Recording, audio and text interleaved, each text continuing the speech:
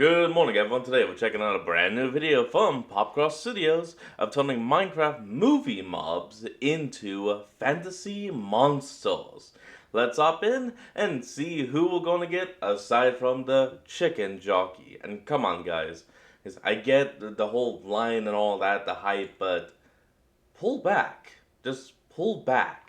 Since the last episode I put out was very story heavy and very emotionally heavy, I needed a follow-up episode that was just something light and fun and chill. So I thought since the Minecraft movie came out recently, and I had a really fun time seeing it in theaters with a couple buddies, why not go back to a classic series from this channel and turn some of the creatures from the Minecraft movie into fantasy beasts. Let's get into it, shall we? Let's go. Hit like if you want, subscribe if you feel like it. By the way, enjoy the show. I recently returned to the mining colony Isles of my world. It was on this trip that I inquired about a drake with the ability to traverse between realms, as I had assumed it could teleport into a pocket dimension that the citizens of these isles often access. Well, my assumption about the looks like the first thing off is the great hawk. I was going to call it like the piglin general or creature I'd inquired about turned out to be incorrect. The topic did lead us to discussing an issue the locals of the islands have been having for a few weeks now. As it turned out, a faction of creatures that reside in the nether plane, often accessed for mining purposes, had been organized under a new leader and intended to take control of the Isles, wiping out or enslaving the current human inhabitants. This, of course, has also made it very difficult to mine in the nether. These creatures are referred to as the nether pigfolk, and one of the greatest weapons in their current conflicts with the islanders is the unbreakable dire swine.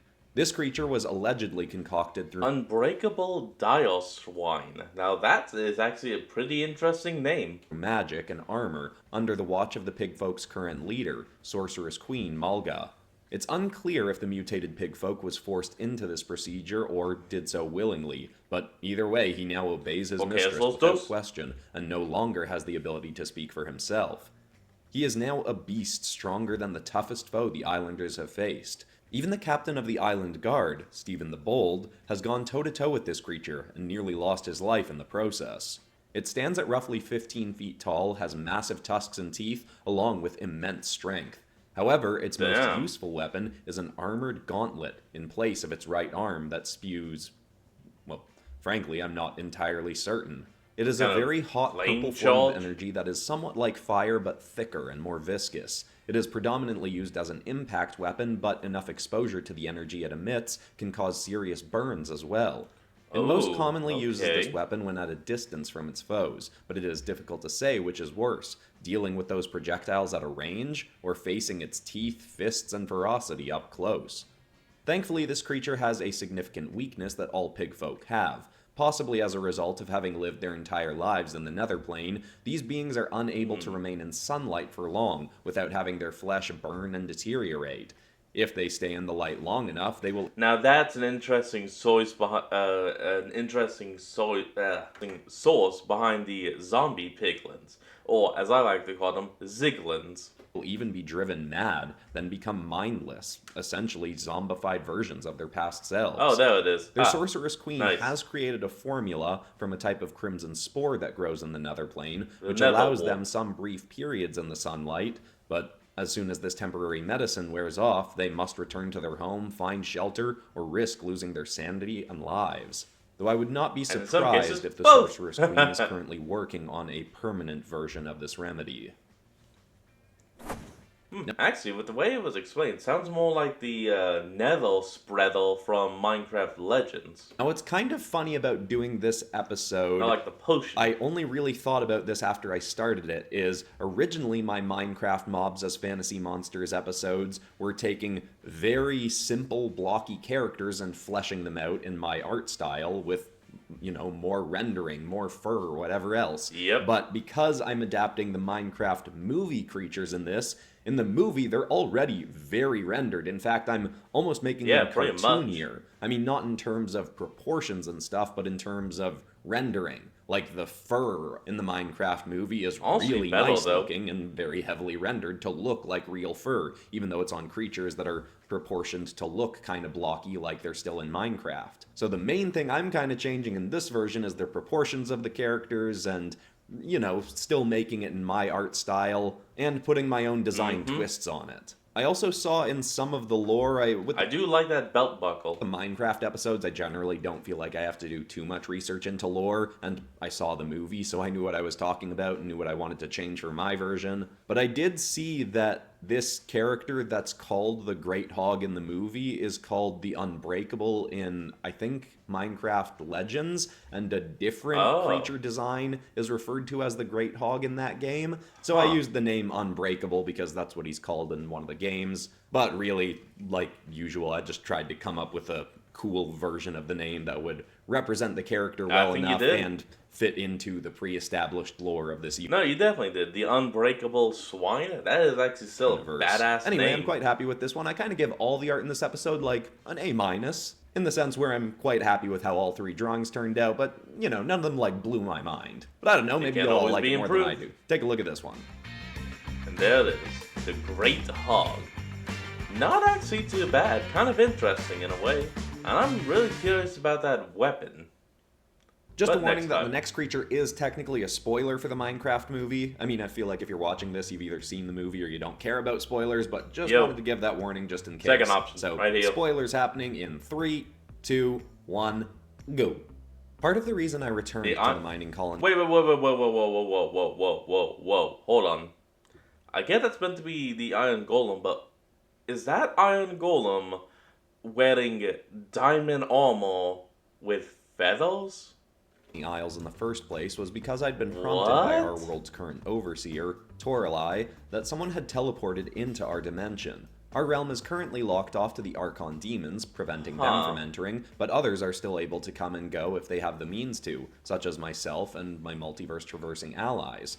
A boy named Henry had found an artifact in his homeworld that allowed him the ability to travel to other realms. He used it to come to ours, but instead of appearing at the nexus point of our world, oddly, he arrived on the mining colony Isles. Thankfully, he has not been one to cause trouble, and in fact has been quite helpful to the residents of these lands.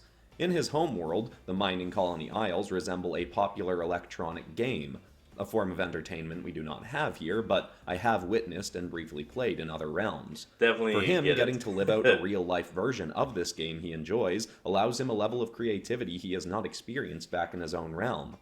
To help the islanders in their battles against the pig folk, he designed and helped build an enhanced version of the island's already existing defense forces, commonly referred to as the Iron Guard Sentinels. Henry's variation on them is both taller than the average Sentinel and has enhanced armor, giving it added durability and more ferocity to it. Oh, so instead of 3 blocks tall, it's 4? Or maybe even 5? With stripes. Its greatest asset, though, is its highly elevated speed and ability to leap such great distances and slow its descent when falling to a point where it may as well be able to fly. So the thing literally has jump boost and feather falling constantly activated. The initial iteration of this design was even able to hold its own against the unbreakable dire swine, though did not kill the creature. It simply forced it to retreat from a village it was attacking. After seeing how successful this creation was, villagers began commissioning more of these sentinels to be made for other villages. Henry has now created 6 and intends to make even more, though he also has plans to try even more variations on the Sentinels to see if he can make one that can further turn the tide of the war even further in the Islanders' favor. He does not spend all of his time in our realm and does return to his own where his family lives, but with Toralei in agreement, I have given him permission to return to our realm whenever he so desires, so long as he continues to be an asset to the safety of the mining colony Isles residents. Now this was kind of a fun one because it was sort of a variation of something I've designed before, the Iron Guard Sentinels from episode 3, I think, of Minecraft Mobs as Fantasy Monsters. I think so. And I'll be honest, even though it's been a while since I did that original design, I think the 3rd episode of my Minecraft Mobs as Fantasy Monsters is the one where I kind of got closer to my current art quality. I think I might actually like my original drawing of it better. I mean, okay, technically speaking, not my original drawing, because I had drawn a version of it for the 2nd episode that I scrapped, but I showed the scrapped version in the 2nd episode, or in the 3rd episode. Anyway, It doesn't matter. The point is, That was I a beta kind of like design. the version that I did in episode 3 a little bit better than this one. I really like the pose on this one. I think it's fitting. It's more action-y. I like like a how the vines speedster. are kind of swinging up behind it, helping emphasize its movement. And even the light streaking out of its eyes is moving back to help sell the movement even more. But when I looked back at the design of the Iron Guard Sentinel from episode 3, I was like, oh, I went so heavy on the texture. I don't need to do that much texture. I feel like I was trying to show off or disguise any imperfections by just adding more and more texture. But then when I finished this one, I was like, you know what? This one probably could have used a little bit more texture. Yeah, that is also the to me, downside. when I look at this one, even though I do feel like it's a pretty good adaptation of the Iron Golem, the Super Golem, whatever it's called from the Minecraft movie, it kind of looks like a Speed Twitter Golem? Golem. I don't Like know, the that'd blue be and my white bet, and the my bet. feathery kind of design just gives me vibes of the old Twitter logo. But anyway, overall I'm still pretty happy with this one, though now we can move on to the drawing that is basically the reason I did this episode. Yep, here it comes. jockey! Oh, there it is. It's also the thumbnail creature as well. And even from what I've seen, it actually does look kind of cool.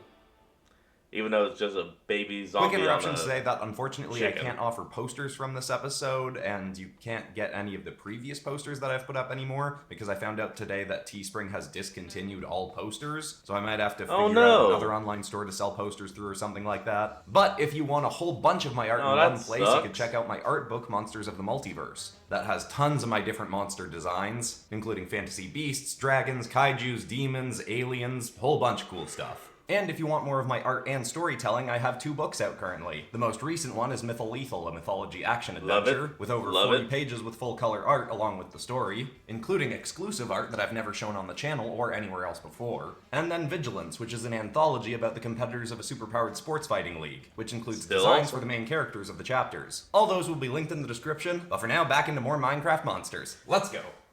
These the aisles chicken are jockey. nothing if not filled with unusual rituals and events that various villages put on. Now, here's one thing to actually kind of know about both of these entities. Separate, they're barely a block in height, but put them on top of each other, and you get roughly a block and a half to 2 blocks. So, what do you think they're gonna do? A small thing? No, he goes full Final Fantasy. He gives us a full chocobo. One of these I was able to witness on my latest venture to them. One village ran a sort of combat trial arena inside an in-ground coliseum so that the residents of the village could all watch the battles within. They are purely voluntary to enter, nobody is forcibly put into gladiator-like challenges to the death without their expressed interest, but it does give ample opportunity for the village guards to test their mettle against various creatures the villagers have captured, which That those is same useful. guards may have to face out in the wilds of their home. I watched guards go up against several rounds of creatures before an in-training recruit leapt into the arena and demanded a challenge, despite the elders not believing him to be right. Yet never battle a chicken jockey. The reason why is because those things are just very, very fast. They're not that strong, but it's their speed that makes them troublesome. Baby zombies are already very fast, but chickens are fast. Ready. His name was Garrus Garbin, and he was known to be a bit on the arrogant side, but was also easily frightened. After a few minutes of demanding his challenge, they accepted and decided to try and ensure this same sort of thing did not occur again. They wheeled in a wooden crate that was rattling and shaking and nearly toppling over. It was 8 feet tall, and from the sound, the creature within seemed as though it was pressed right up against its ceiling. Finally, the crate was kicked open, and the door struck Garrus, knocking him onto his back before even seeing the creature. What emerged set the entire crowd screaming with over-exaggerated delight, many even hurling their food and drinks around, which struck me as a bit inconsiderate to the people who'd have to clean up the arena and stands. That's a clear reference to literally all the stuff that's been going on ever since this movie came out. Ever since this scene became so well known, people are pretty much causing files, fighting people. I think some guy was actually even hospitalized because of the damn chicken jockey scene, to the point where theaters are having to either stop the movie just before that and give a warning, or just skip the scene of Jack Black saying it. Though, admittedly, it was intoxicating kidding. being in the midst of a crowd, having such a raucous reaction to what was essentially a small zombie riding a large chicken. That is not technically what these creatures are. There's a tall breed of poultry-like birds on these isles called ostlins that can be found in the wild and on many farms in various villages. Oh, okay, they are that's kinda large cool. and powerful enough that a human, albeit a smaller human, is able to ride them, though the creatures rarely allow this of any of the villagers. Strangely though, the ostlins are occasionally targeted by some of the undead beings to be found on these isles, not to consume, but to use as mounts. For whatever reason, the ostlins allow the undead to ride them and follow their commands non-verbally as if they have a telepathic link to the undead being riding them. When an undead does find and mount one of these creatures, they may as well be bonded for the rest of their lives. When one dies, the other will often lay down and allow its own life to end. Oh, it is as that's if they sad. consider themselves to be one single organism once they make a connection. It is an oddly romantic sort of notion, though is hard to have pleasant thoughts about, as these creatures and their mounts will tend to be very hostile towards the villagers. Oh, well, no doubt. This is partially why it was very exciting for the islanders to see one of these creatures appearing in their arena for Garrus to battle. It was a rather fierce foe for him to take on in his first venture into the arena, and he fared quite poorly in the beginning. But Stephen the Bold is a somewhat reluctant friend of the young trainee, and gave him some advice from the stands. With that advice, Garrus was able to defeat the undead and the Ostlin in a stunning turn of events that actually gave the elders some hope that Garrus could make a promising guardsman someday. Now, I don't care how corny or cringy it sounds, but every time I hear Jack Black say chicken jockey, I still find it funny, and I've heard it so many times now, and it was really fun seeing this movie in theaters, as silly of a movie as it is. It's one of those movies where I'm glad I saw it in theaters because I feel like that's the way to experience it, and my audience was not one that was like throwing food and bringing live chickens in. Me and my buddies saw it the second. No, that's an actual thing as well. Someone did bring in a full-ass live chicken, and they were passing it around like it was some kind of divine artifact. Second day it was in theaters, so maybe people hadn't started going that crazy yet. And what was kind of funny, I watched back some of my own lore from this Minecraft Mobs' Fantasy Monsters series to remind myself of things that I talked about before, like undead creatures and whatever, and it's going to be a weird jump for anyone that goes back to the original episodes after this, because how Tayrin talks, first of all, I feel like my cadence and my voice is a little bit different back then, but also Tayrin, our narrator, is still kind of surprised back then when magic pops up in his world. Like, when that series started, he'd accepted that it was kind of a thing, but he was still very skeptical of things like undead creatures being a thing, and now he's like, you know, he's fighting interdimensional demons in other realms and fighting techno-organic virus monsters and has a gopher with a ray gun on his team. So, you know, if there's an undead thing in his world, he's just like, yeah, sure, that's probably a thing. I'm sorry. Every time I hear the gopher, my brain does a Dylan's mod. It's just, a gopher? A gopher with a ray gun? As far as this drawing goes, I'm pretty happy with it. I also realized after the fact I didn't really give this Ostlin wings, but also when a chicken has its wings folded up, it kind of just looks like they're part of its body anyway, so we could just say that the zombie's legs are over the wings, and they are kind of there. I added a few lines near the end just to, you know, give a vague idea of where the wing could be. But yeah, pretty happy with this one too. Overall, I'm pretty happy with everything in this episode, and I hope you all like the final drawing, so let's check it out. And there it is. It's actually pretty good. I like this. It's not bad. If you enjoyed this, you might want to check out my full compilation very of, tame. I think, most of my previous Minecraft Mobs Fantasy Monster episodes. Oh, a star. There might be one episode after that or something outside that compilation, but I'll link the compilation in the description. But besides that, that's all for today, except of course for ending this video on some kind of positive or inspiring note. And the thought I want to leave people with today is a quote I read this week from a woman named Dr. Leah Katz. I think I've quoted it a few times. She posted a lot of good stuff. And she said that one of the most powerful things you can say to someone who's struggling is it's okay to feel what you're feeling right now. And this may even be something you need to remind yourself of if you're in a difficult spot. Allowing yourself to feel the feelings you're feeling instead of trying to repress them or distract yourself from them can help them go through you and probably help you learn lessons from them as well. Letting yourself feel something or letting someone else feel the thing they're feeling is a very compassionate and freeing thing to do for someone else or yourself. I hope that's inspiring. I love you all, and I'll see you all in the next episode on Friday. Goodbye. Alright everyone, that's going to be the end of today's video, and I hope you all enjoyed this. Remember to like, comment, and subscribe for more. Link to the original will be in the description below, and I'll see all of y'all next time when we flick back on. Till then, this is Fox, signing out. Peace.